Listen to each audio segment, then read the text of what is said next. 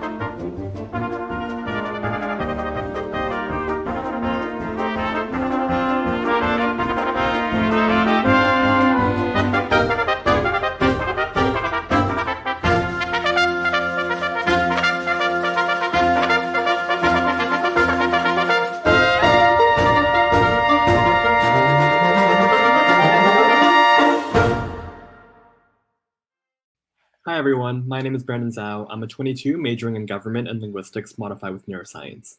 And today I'm joined by filmmaker and Dartmouth alumnus Joseph Fairbanks, as well as composer Brent Michael Davids. Thank you so much for joining us. We're so excited to learn more about your work. Joseph, let's start with you. Can you tell us a bit more about your inspiration for your film and your experience making it? So the film is called A Winter Light. It was filmed in December 2020 during lockdown during the COVID pandemic. And so access to locations was quite limited. So it was filmed entirely outside on the north shore of Lake Superior, which is my home, and that's where I'm based. And it was in collaboration with my sister, who's actually the actress, the talent who's shown in the film. And she is a Dartmouth 22. Amazing. Thanks, Joseph. Mm-hmm. Brent, you received the completed silent film and were tasked with scoring it, correct? Right. Can you tell us a bit more about what that process was like for you? Yeah, it's really fun because you have to watch it a lot. Like watch it a million times to figure out where the sections are. It has a natural phrasing to it. But also in film scoring, there's different ways you can score a film. You can score the subtext or the undercurrent of the film, like if it's winter or snow or the river, that appear in the film. You can make that come through in the music. You could also score the cuts in the film. So if you get a close-up, of her face, then that can be a change in the music, and you can sort of try and read her face or read her emotions that way. And also, you can also score physically what you see on screen. So if she's walking or running, you can pick up on those tempos of the walking or running and use that as material for the score.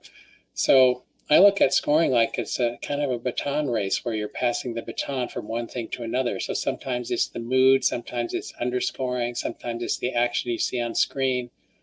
So you're moving the focus of the music as a theme or whatever. You're moving it, shifting it from one perception to another perception throughout what's happening on screen. So, and you just have to find those places where things shift and change before you compose the music and watch it, 100 times, and then start writing the music for it. This project's also really exciting because both of you come from Indigenous nations. Can you tell us a bit more about how your identity has affected your art?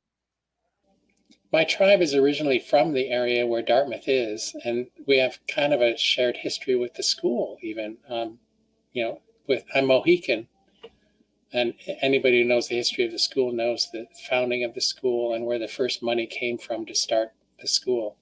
But now we're living in, through forced migrations, living in Wisconsin. So I'm living on the reservation here in Wisconsin, and I'm Stockbridge Munsee, band of the Mohican Nation, living in the woods. So it was really fun to watch the film. I'm a Red Lake Ojibwe, which the Ojibwe have their own migration story, but my family ended up in Red Lake, which is in sort of north central Minnesota. And I was raised in northeastern Minnesota, on the shore of Lake Superior in a town called Duluth. I guess as far as how that's influenced my filmmaking, I think if there's one thing that I try to convey or make in my work, it'd be like a sense of place, because I think making films, taking pictures, the North Shore is a very beautiful place, and that kind of can speak for itself. But a sense of place kind of ties together history and memory, and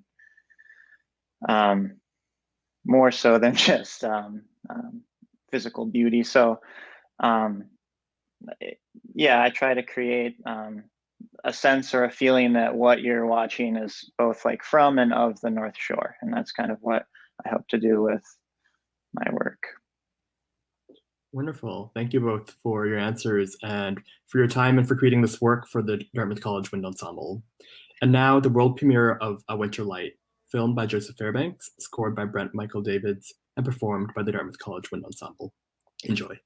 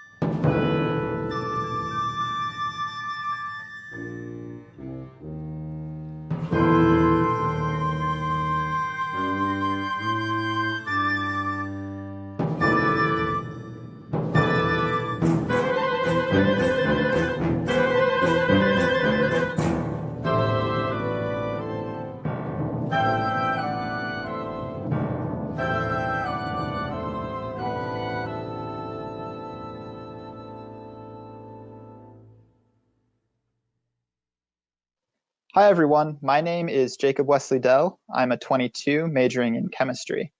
I play saxophones in the DCWE, and I'm joined now by Gregory Brown, the composer of our next selection, 40 Days. Thank you for joining me. Thank you for having me. It's a pleasure to be here.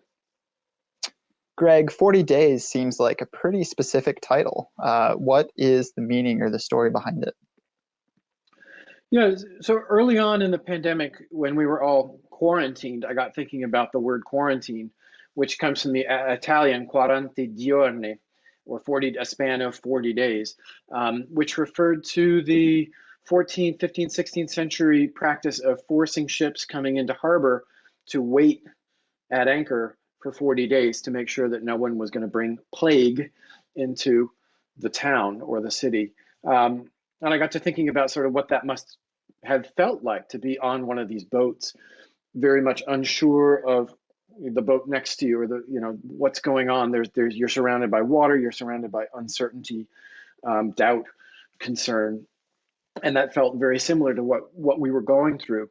And I'm not a poet. I almost never write texts for my music, but I was moved to write this text, and the text became the basis for this piece. And you'll see the text as you watch the piece, because the text is part of the piece, an integral part of the piece. And so that's where the title comes from. It comes from this ancient word which has to do with the plague. I love that connection to both our history and our very recent past and the metaphor. Now, this work was designed to be performed live, but within the constraints of our virtual environment, i.e. Zoom. Could you speak about how you approached the composition in that light and then how we performed it? Yeah, so it was really important to me, and in my conversations with Dr. Messier, that whatever we did, especially in light of the subject matter, we did our best to try and connect to one another. And that one of the problems, the technical problems of Zoom, is the lag time. Everyone has a different lag time. And if you're having a conversation, that's not a huge deal. But if you're trying to perform music, that is a huge deal. And so there were aspects of the piece that had to reflect on, lean into, accept, swim in that lag time. And so the score is full of these repeating figures that it's okay if they don't quite line up. In fact, that's the point. If you played it perfectly, it wouldn't sound like it's supposed to sound. It's supposed to be out of phase with each other. And the way that the piece is conducted is that the text that I wrote is essentially the conductor, and the parts that each of the players have, you watch the text as it goes by, and as the text advances through the animations, you change what you're playing. And so people are lining up, but there's always this lag time. And you also can hear each other, so you can hear what's going on, but it's not quite together. It's not quite perfect. And again, that's sort of the point. You're doing your best. You're doing the best that you can as a player to try and connect, and that struggle is in fact sort of the heart of the piece. Yeah, it was a lot of fun to try to rise to those challenges and to make music synchronously as all the musicians were sitting in our own homes. Thank you so much for joining me, Greg. This performance was really awesome to participate in. Everyone, please enjoy the world premiere of Gregory Brown's 40 Days performed live by the Dartmouth College Wind Ensemble.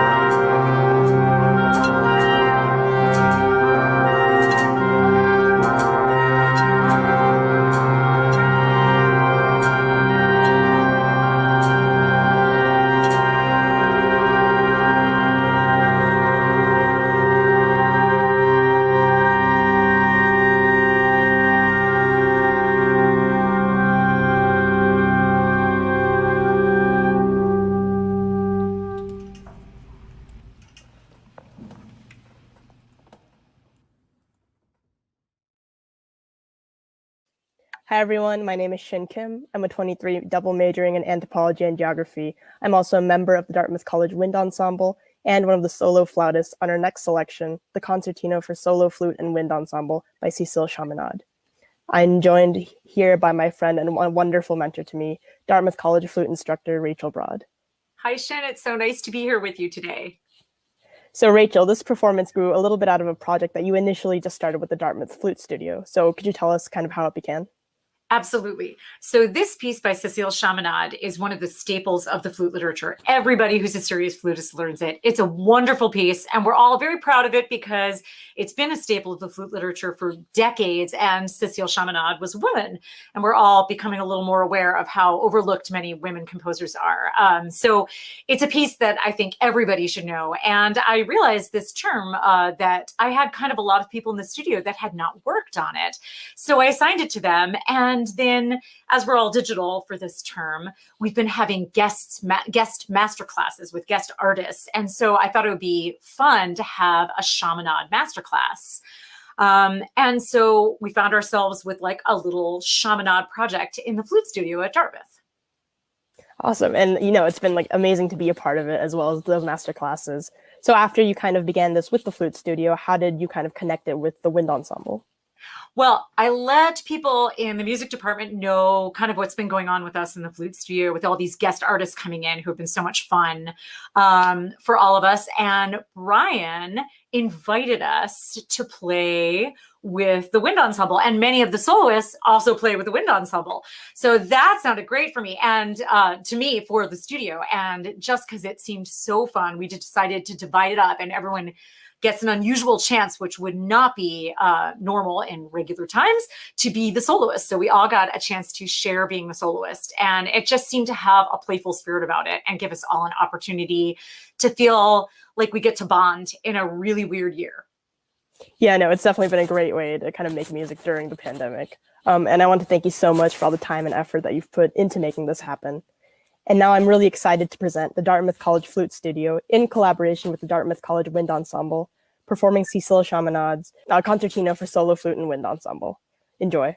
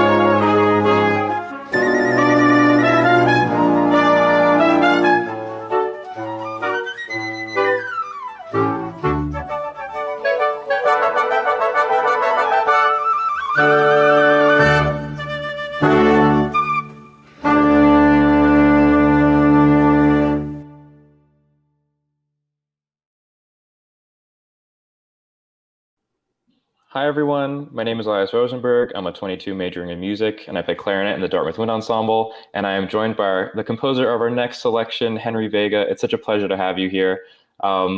So, Henry, this work was specifically composed for performance in a virtual realm. Could you talk a little bit about how you mix, live performers with, DAWs and MIDI and all sorts of virtual musical tools? Of course. Yes. Well, first of all, thank you for having me. I'm very pleased to be part of the program today. The electronics. So what I do is I mix live instruments with electronics, and I always do that. That's most of my 90% of my work. And what I love to do is to first start by sketching, giving the musicians a few sketches, which I can record, and then those recordings become the base material for the electronics, which is where I get to process the recordings, either make them sound either flushed out and backgroundy and an accompaniment, a harmonic type of accompaniment, or to make them as a duo, so that the musician is playing with a multiplicity and versions of itself. So you get so I get a lot of a lot of space to create forward and backwards type of stuff. But yeah, it creates a very nice balance between the electronics and the live performance, and that's what I really like about doing these things. It's a beautiful mash of both worlds. So the title of the piece, "Heir to the Flesh," is a very strong title. Can you explain a little bit about where you came up with it? It made me think about how resilient musicians have been throughout the crisis, and how they are just willing to keep trying and find any alternative to be able to express themselves and to be able to create art, and that being online. And so I came across a part of a Shakespeare play from Hamlet, where he mentions it comes along the lines of the ailments to which the flesh is heir to.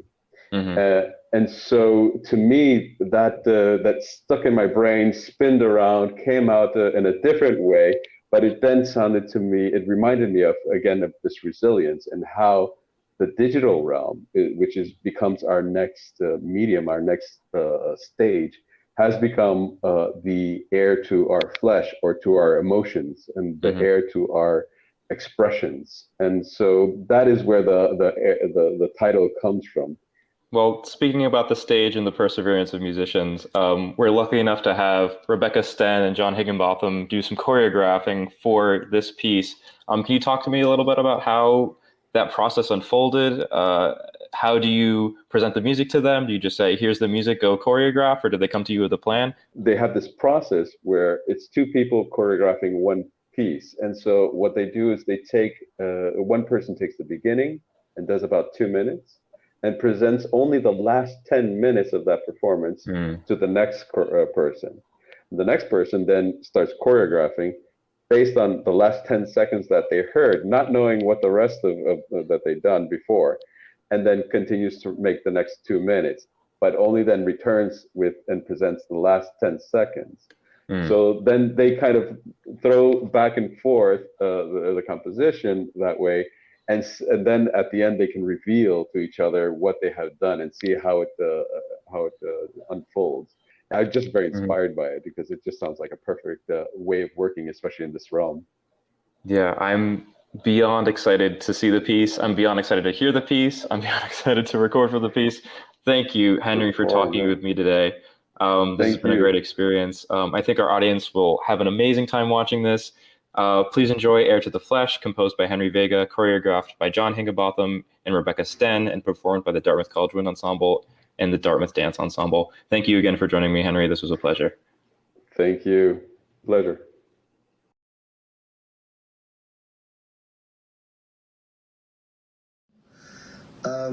One more round, please. Let's all take a breath.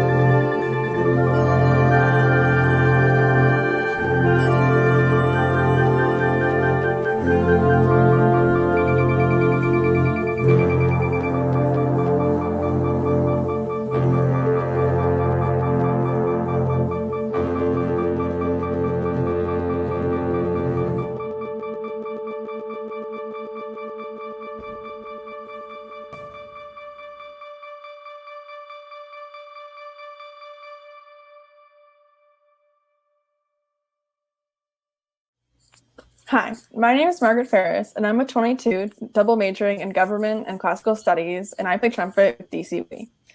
And I'm Emma Ratchford. I was accepted early decision to Dartmouth and will be matriculating in the fall as a 25.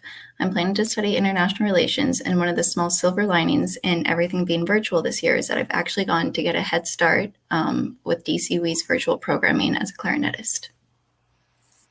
We're joined this evening by Linda and Jim Smedinghoff, parents of Scott Smedinghoff. The 3 world premiere performances on tonight's program were commissioned in memory of Scott G. Smedinghoff, PhD candidate class of 2017 for the Dartmouth College Wind Ensemble by the Hopkins Center for the Arts. Linda and Jim, thank you so much for being here and for stewarding Scott's gift and memory. Could you please tell us a little more about Scott and his time with DCWE? So when he went to Dartmouth as a PhD candidate in math, I guess I shouldn't have been too surprised when, despite what he told me about he was going to be focused on math and not doing that much music, all of a sudden I found out he was playing with the DCWE. Scott just loved his time with the DCWE. He was working on a concert of David Maslanka music with the DCWE in January of 2016 when tragically he died in an accident. Thank you so much for sharing. It's truly an honor to perform these works in Scott's memory. As a 25, I'm just learning about Scott and his impact on DCWE, but I understand that his memorial fund will have a great impact on future generations of student musicians at Dartmouth, such as myself. I know that Scott's gift was used to fund the Dartmouth College Wind Ensemble's composition competition, which all of the opportunity to play the winning works from, and that the competition has also launched a large-scale Mexican repertoire initiative that will continue for years to come. Could you speak a bit more about your thoughts on Scott's legacy with DCWE and what it means to you? So we met with Matthew Marset, who was conductor of the DCWE at the time, and asked him for suggestions on a musical memorial for Scott. He had the idea that we could commission new music for wind ensemble and hopefully with piano parts, since Scott was a pianist, in his memory. We felt that no matter where he was in the world or what he was doing, he would be collaborating on music somehow. He loved collaborative musical efforts. So we appreciate every performance of these new pieces by the DCWE, and we're grateful that Scott's name is associated with this new music. We feel like he lives on through it. And we're grateful to our friends and Scott's colleagues who also contributed to the fund that was started with Scott's bank account. Thank you, Linda and Jim, for joining us and for making tonight and so much more possible. I hope you enjoy the rest of the concert. Thank you. Thank you.